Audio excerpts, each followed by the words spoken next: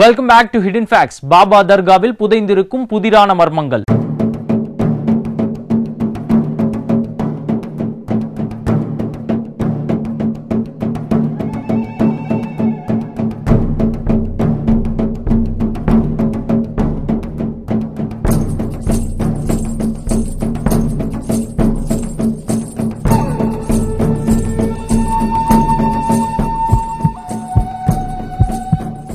பல நோயாளிகளை குணப்படுத்துவதாகவும் பலரின் மன வாழ்க்கை வருத்தங்களை தீர்ப்பதாக சொல்லப்படும் இந்த பாபாவின் வரலாறு என்ன?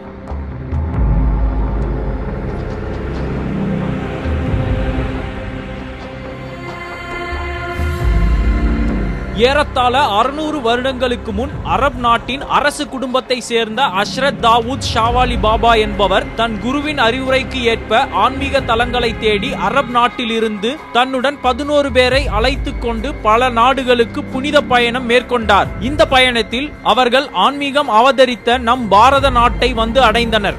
இவ்வகையில் பாபாவும் அவருடன் வந்தவர்களும் மனிதர்கள் வாழ உதவாத ஒரு அடர்ந்த காடாக காட்சியளித்த வேணாடு தீவை கிபி 1414 வந்தடைந்தனர். இந்த வேணாடு தீவு தற்போது ஸ்ரீஹரிகோட்டா இருக்கும் புலிகாட் லேக் அருகில் உள்ளது. கொடிய மிருகங்கள் இருந்ததாகவும் இந்த வேணாடு தீவு மணல் மேடுகளுடன் பார்ப்பதற்கு அரேபியா போலவே காட்சியளித்ததால் பாபாவின் மனதை கவர்ந்தது. அமைதியான சூழல், இயல்பான இயற்கை காட்சிகள், தெள்ளத் தெளிந்த நீரில் இருப்பிடமாக இருந்த இந்த வேணாடு தீவில் பாபா ஒரு புதரின் நிழலில் படுத்து உறங்கிக் கொண்டிருக்கும் போது அவர் கனவில் தேவ தூதர்கள் காட்சியளித்ததாகவும் இந்த புதரை பாபாவின் இருப்பிடமாக ஆக்கிக் கொள்ள வேண்டும் என்பதுதான் அல்லாவின் ஆணை என்றும் பாபாவிற்கு தேவ தூதர்கள் இறைவார்த்தை கூறியதாகவும் கூறப்படுகிறது. இந்த கனவிற்கு ஏற்ப பாபாவும் அவர் தங்கை ஷேக் வாய்தா ஷாய்ரபி மற்றும் பாபாவின் முக்கிய சேவகரான சிக்கந்தர் பாஷாவும் அந்த புதரிலேயே தங்கினர். பாபாவுடன் வந்த மற்ற உறுப்பினர்கள் அத்தீவிலேயே வெவ்வேறு இடங்களில் தங்கினர். பல நாட்கள் உணவு உறக்கம் இன்றி கடும் தவம் புரிந்த பாபா தன் வாழ்க்கை முடியும் நாட்கள் தன்னை நெருங்கி வருவதை உணர்ந்து பாபா இந்த வேணாடு தீவிலேயே ஜீவ சமாதியாக முடிவு செய்தார். இதையடுத்து வேணாடு தீவில் மாடு மேய்த்து வந்த குழந்தைகளை அழைத்தார். பின்பு அந்த குழந்தைகளை அவர் சொல்லும் இடத்தில் குழி பறித்து தருமாறு கேட்டார்.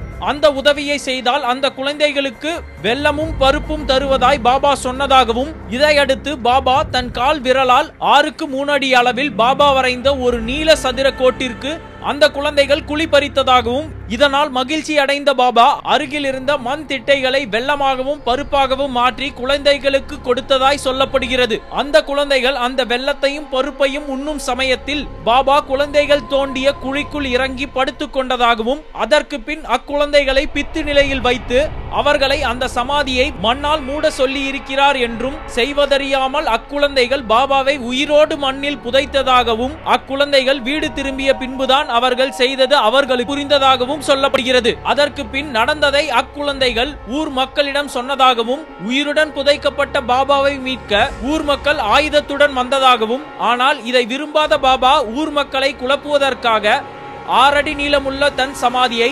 144 அடியாக மாற்றியதாகவும் நம்பப்படுகிறது. பாபா சமாதி வளர்ந்து 144 அடியாக மாறியதாகவும் இங்கு ஜீவ சமாதியான பாபாவின் சக்திதான் இது என்று பலர் சொன்னாலும் இங்கு பாபா வாழ்ந்ததற்கான எந்த கல்வெட்டுகளோ குறிப்புகளோ நமக்கு எழுத்து வடிவில் கிடைக்கவில்லை. இந்த பாபாவை பின்பற்ற துவங்கியவர்கள் பிற்காலத்தில் பாபாவிற்காக பலி கொடுக்கவும் துவங்கினார்கள்.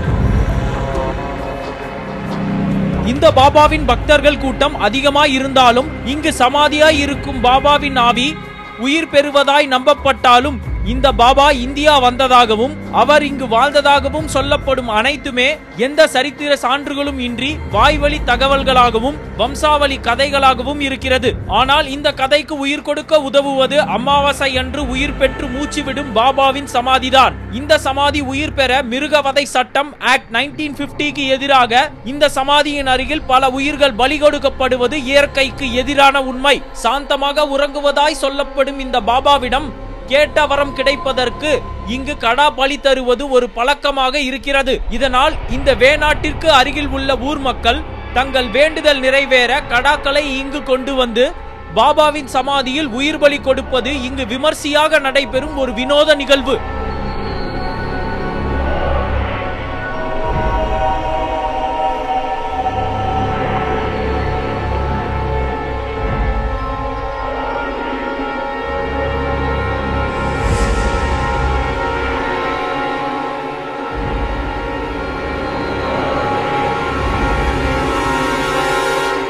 இப்படி பல தீவிர பக்தர்களை தன்வசப்படுத்திய பாபா சமாதி இசை புயல் ஏஆர் ரகுமானையும் விடவில்லை.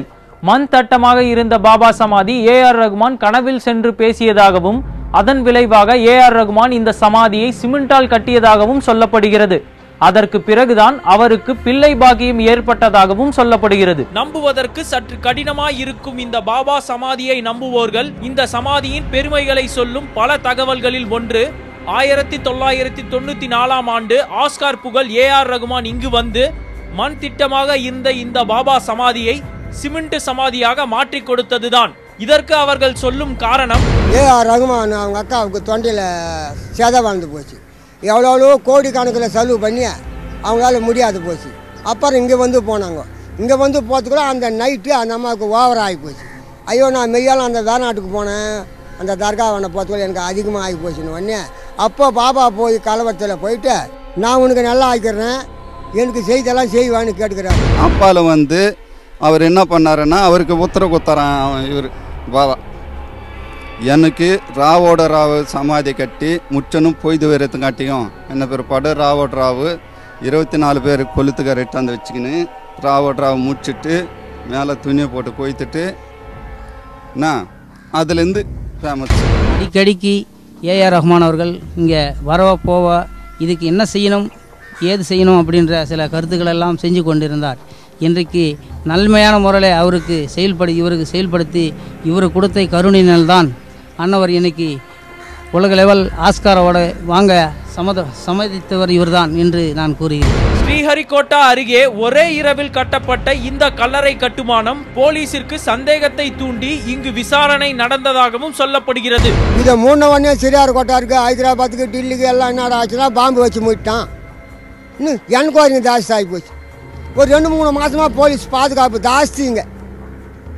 சொத்தனை கஜாவே இங்கே பிச்சைக்கார கூட விட மாட்டாங்க. பாம்பு வச்சுருக்குது, வெடிக்க போகுது, நீங்கள் எல்லாம் இங்கே போயிடுங்க, இருக்காதீங்க அப்படின்னு இங்கே இருக்கிற பிச்சை எடுத்தவங்களை கூட தருமை தோர்த்திட்டாங்க. தீவிர பக்தர்களின் பலிகள் திரையுலக மக்களின் உதவிகளை பெற்றிருக்கும் பாபா சமாதியில் தீவிரவாதிகள் ஊடுருவி உள்ளதாய் சொல்லப்படுகிறது. இப்படி பல சர்ச்சைகளை கொண்ட இந்த பாபா சமாதியில் அமாவாசை இரவன்று மக்கள் கூட்டம் அலைமோதுவதற்கான காரணம் என்ன? அமாவாசை அன்று பாபாவின் சமாதி மூச்சு விடுகிறதா, இல்லை இந்த அதிர்வுக்கு பின்னால் வேறு ஏதும் சதி இருக்கிறதா? இந்த கேள்விகளுக்கு பதில் after a short commercial break. Stay tuned.